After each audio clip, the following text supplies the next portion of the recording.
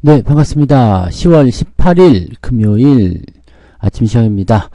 자, 다우지수는 0.37% 상승, 나스닥도 0.04 상승, S&P 500은 살짝 떨어졌네요. 0.02%, 1포인트 하락을 했습니다. 자, 뭐 내용상으로는 다 뭐 올라왔거나 그냥 보합이거나 이런 느낌이지만 아침 시작점보다는 오후 마감 시점이 썩 좋지 않다라는 부분이 조금은 아쉽죠. 특히 엔비디아 같은 경우는 3% 넘게 상승했었던 모습 좀 있었습니다만은 결국에는 1% 상승으로 마무리가 됐습니다. 그리고 TSMC 같은 경우는 거의 뭐 한 10% 정도 상승하면서 뭐 일단 분위기는 나쁘지 않았어요. 그죠? 자, 근데 내용물이 조금은 아쉬운 그런 느낌. 물론 여기서 계속 올라가는 것도 문제가 있겠죠. 그렇지만 네, 가는 김에 좀 화끈하게 가면 안 될까라는 생각이 좀 있고, 경제 지표가 좋았기 때문에 다우지수 같은 경우는 네, 상승세를 이어갔다라고 보시면 될 것 같습니다. 이런 상황이라면은요, 경기는 좋은데 그 경기가 좋은 것에 대한 약간의 불안 요소가 뭔가 섞여 있는 것 같다, 이렇게 우리가 판단하실 필요가 있습니다. 그래서 증시 상황들은 이제 다우지수와 나스닥 또는 S&P 500의 흐름들이 조금 다르게 움직였을 때 지표의 영향력이 조금 다르게 시장에 작용하고 있다, 이렇게 판단하는 게 맞겠죠. 자, 뉴스를 한번 보도록 하죠. 일단은 미국 증시에 대한 여기 있네요. 네, 견고한 소비의 방향성 상실, 그지? 소비 판매, 즉 소매 판매가 생각보다 좋게 나와버렸죠. 자, 그렇게 됐고 고용도 뭐 특별히 나빠지지 않았기 때문에 이렇게 되면은 네, 금리 인하 또는 경기 부양 안 해도 되는 거 아닙니까? 이렇게 얘기가 또 나올 수 있다는 얘기거든요. 근데 이런 거 진짜 조금 네, 이제는 좀 지겹다, 그죠? 네, 이런 뉴스도 그만 좀 나왔으면 좋긴 하겠어요. 뭐, 좋으면 좋은 거고, 나쁘면 나은 거지. 뭐, 좋아서 나쁘다, 나빠서 좋다. 뭐, 이게 말이 안 되지 않겠습니까? 그죠? 자, 어쨌든, 미국 소비 지표가 시장 예상보다 개선이 되면서 경기 침체 우려감은 덜었지만, 동시에 인플레이션 우려가 커지면서 주가가 방향을 잃었다. 쓰잘데없는 소리죠. 네. 너무 많이 오를 수는 없는 상황이기 때문에 약간의 차익 실현이었다라고 보는 게 더 맞을 것 같아요. 자, 소매 판매가 호조세를 보였다. 하지만, 인플레이션을 자극할 만한 수준이다. 라는 인식이 있었습니다. 즉, 소비가 많아지게 되면 수요가 많다는 거잖아요. 수요가 많으면 가격이 올라가는 게 일단은 맞는 거거든.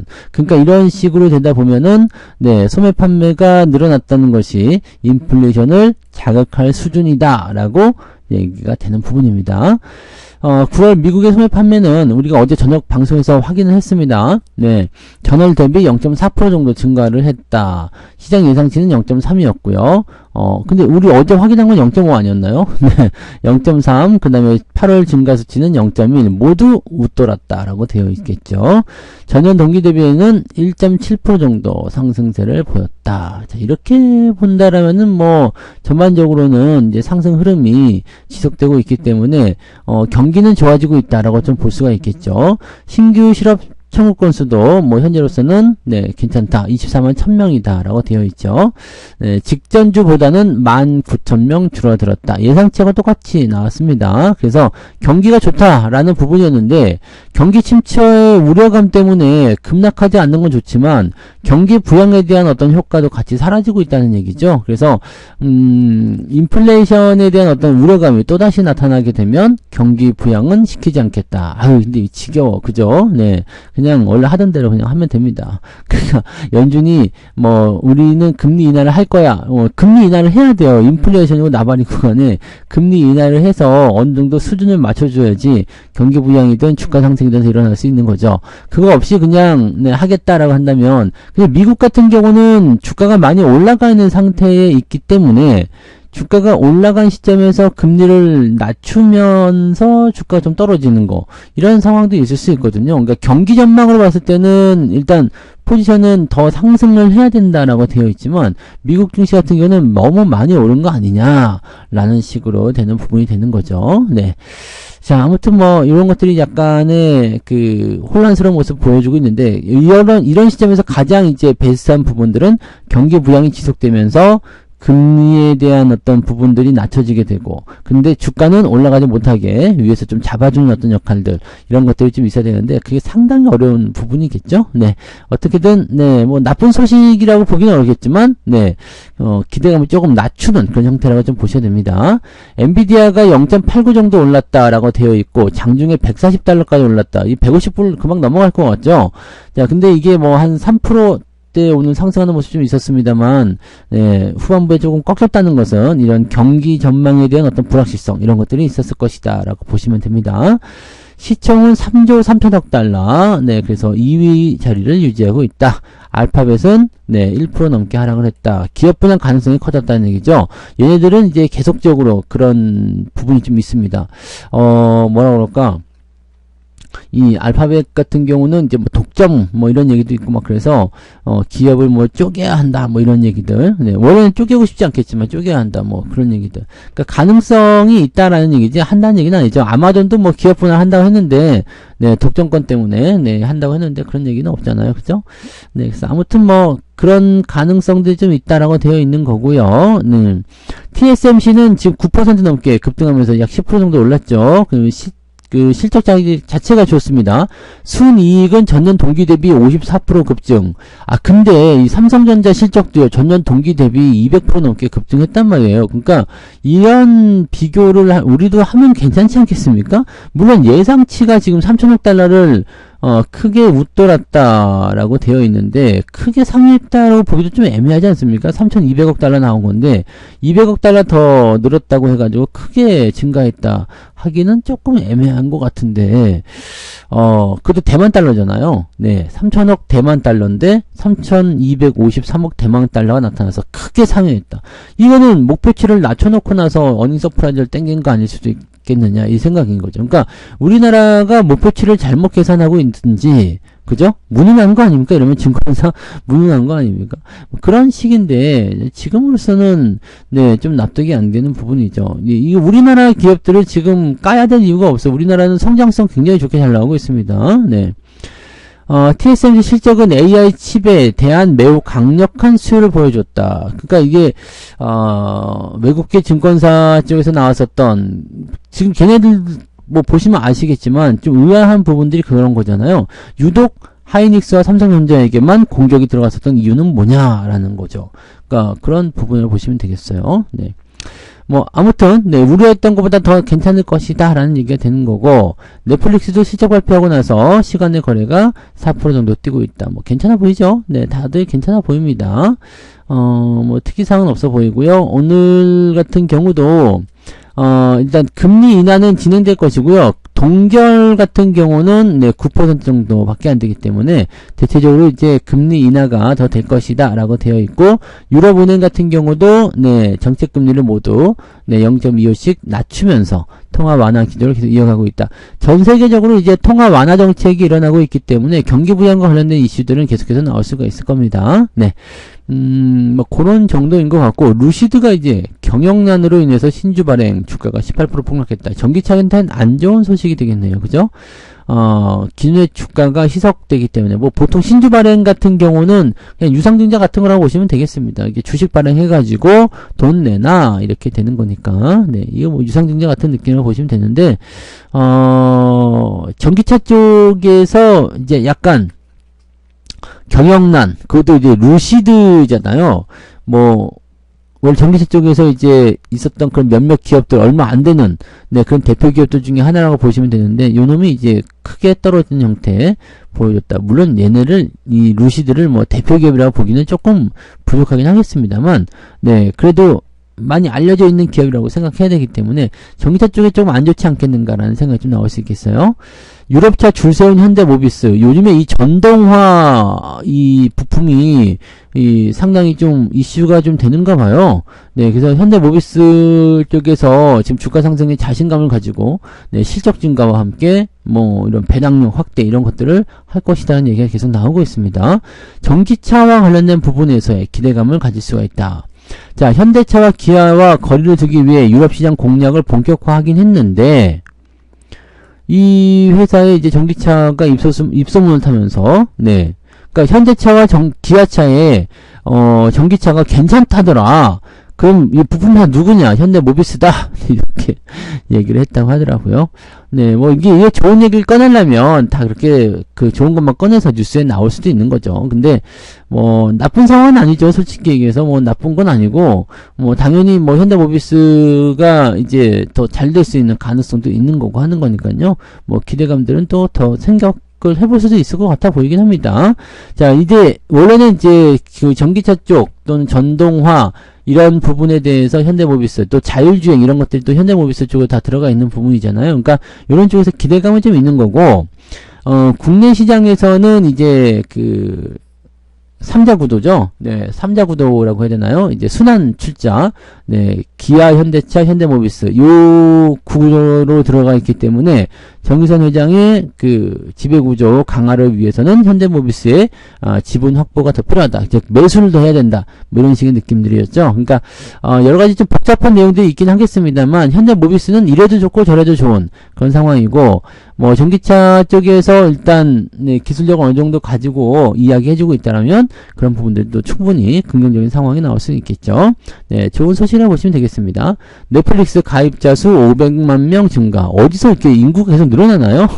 넷플릭스를 보는 사람들이 원래 적었던 건 아니잖아. 근데 계속 증가하네요. 네, 3분기 실적 좋게 진행이 좀 됐고요.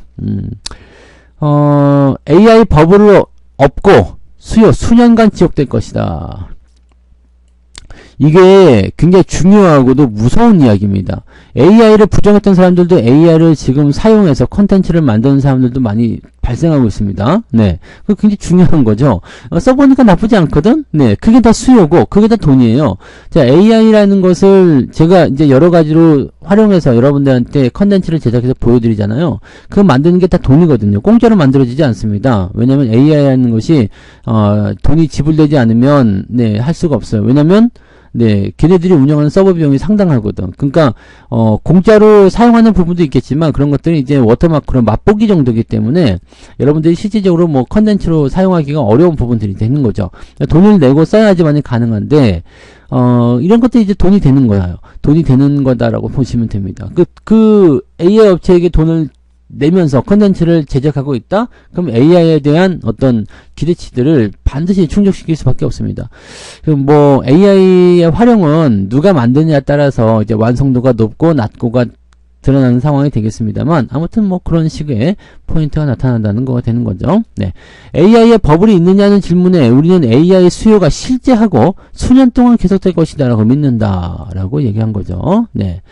이런 것들은요, 그냥 뭐, 증권사의 어떤 분석이나 이런 것들보다도 그냥 현지 기업들, 예, 기업들의 어떤 그 컨퍼런스 콜을 우리가 믿는 게 더 맞죠. 자, 지금 장사 잘 되고 있어요. 네, 물량이 없어요. 네, 수요 많습니다. 라고 얘기하는 거를 믿는 게 맞죠. 그러니까, 엔비디아의 그 젠슨 황이, 네, 뻥을 치는 것이 아니라, 네, 그냥 있는 사실 그대로를 얘기하는 것 같다라고 보는 부분이 되는 거가 되겠죠. 네. AI 쪽에서는 이제 그 뭐라 그럴까요? 뭐 구름이 걷힌다, 뭐 어쩐다 그런 얘기도 나오고 있어서 슬슬 반도체 쪽에 움직임들이 좋아지지 않겠는가 생각이 듭니다. 네. 자, 밀리의 서재에 한강 작품이 없다고 그러면은 이거는 좀 피곤한 상황이 벌어질 수가 있어요. 근데 밀리의 서재는 이제 그 밀리의 서재에서 정작 한강 작가의 책을 서비스하지 않는다. 알아보고 사야 되는 거지. 그러니까 알아보고 사야죠. 네. 근데 이 한강 작가의 이 노벨상 수상과 관련된 이슈하는 이제 어느 정도 느낌이 좀 떨어졌다고 봐야 될 것 같긴 합니다. 그죠? 네, 이쪽 고점에서 매수하면 항상 여러분들이 이런 곤란한 경우를 당하게 되거든요. 일부 사람들만 수익을 보게 된다라는 것이 중요한 부분 아니겠습니까? 일부 사람들만, 일부 부분들만 수익을 본다. 이게 어떻게 보면 제일 부담스러운 얘기일 수도 있어요. 그러니까 일부에게만 뭔가 혜택이 돌아가는 그런 형태로 들어가게 된다면, 네, 사실, 단타를 치면은 대다수의 사람들이 고점 매수가 들어갔을 때 손해를 많이 보게 된다라는 거가 되는 거죠. 네. 자, 아무튼 그런 시기였고요. 네, 한국에 투자할 만한 스타트업이 없더라. 네, 아유, 안타까운 일입니다. 그죠? 이마트에서 과일 데이랍니다. 네, 사과, 샤인머스켓, 감귤이 40% 할인이라고 하니까 시장 볼 계획 있으신 분들은 한 번씩 가시고요. 이마트 주가 요즘에 그랬죠? 올랐더라고요. 지난번에 그 바닥 관련한 종목군들 몇 개 설명을 해드렸었잖아요. 저점권에서 갑자기 주가가 올라가는 것들이 좀 많이 있을 겁니다. 이런 것들은 순환매가 되면서 나타나는 그런 상황들이기 때문에 밑바닥에 있는 것들이 움직일 때 한 번씩 관심을 가지시는 거, 네, 우리가 생각해 보실 필요가 있습니다. 거의 대부분이 오늘은, 네, 반도체 관련한 부분들이고요. AI 짙은 안개가 버틴다라는 식으로 얘기가 있습니다. 네. 그런 부분들이고, 우리나라도 이제 하이닉스가 이제 10월 말에 실적 발표가 있지만, 하이닉스 실적 발표가 나오게 되면 전체적인 인식이 좀 더 바뀔 수가 있습니다. 하이닉스는 지금 TSMC 급등을 통해서 주가 상승을 만들어내고 있기 때문에 아마 20만 닉스, 20만원 돌파가 또 가능할 수 있지 않겠는가라고 생각이 좀 드네요. 어닝 쇼크로 시작한 3분기 진짜 대목이 온다. 진짜 대목 오는 거 맞습니까? 은행주들 온다는 얘기인데, 뭐, 은행주들이나 뭐, 실적이 어떻게 나올는지 모르겠습니다만, 네. 하이닉스, 현대차 등이 이제 실적을 어떻게 발표할 것인지, 이런 것도 중요하겠습니다. 삼성전자는 일단은 실적 발표가 나왔지만, 31일 날 확정 실적과 컨퍼런스 콜이 발표가 되기 때문에, 이 이후의 상황들은 어떻게 될 것인지 봐야 됩니다. 그리고 실적 기대치를 좀 많이 낮춰놓은 상황이라서, 좀 더 괜찮을 수도 있겠죠? 자, 지금은 보면 하이닉스의 3분기 영업이익 전망치가 7조 원에서 6조 7,600억으로 조금 줄었다라 되어 있는데 모르죠. 아직까지는 네, 이 실적 발표가 나왔을 때 실제로 깜짝 실적이 나올 수도 있고 이렇게 전망치하고 크게 차이가 없는 상태라면은 네, 상당 수준의 실적이 발표될 수도 있을 거라 생각됩니다. 그래서 그런 부분이라고 생각하시면 될 것 같아요. 이거 좀 봐야 되겠죠? 네. 그 다음에 뭐 자동차라든지 은행주 이런 것들 실적 발표가 나올 때 어떤 식으로 나올지 이제 그런 것들 좀 봐야 되죠. 다음 주가 아주 그냥 뭐 난리네요. 네. 포스코 홀딩스를 시작으로 해가지고요. 네. 삼성바이오로직스, LG디스플레이, 하이닉스 24일이네요. 30일이 아니고 하이닉스, 현대차, KB금융, 포스코 퓨처엠이 25일에는 기아와 신한지주 등등등, 네, 현대모비스 등등등 나올 것이다 라고 되어 있습니다. 오, 30일인 줄 알았더니 아니었네요. 24일이면은 네, 바로 다음 주, 네, 그러면 충분히 또 이제 실적 기대감을 가질 수도 있고 실적에 대한 경계심이 나타날 수도 있겠지만 그 전에 주가를 많이 올려줄 수도 있겠고요. 자동차도 마찬가지고요. 그래서 뭐 괜찮을 것 같아 보이네요.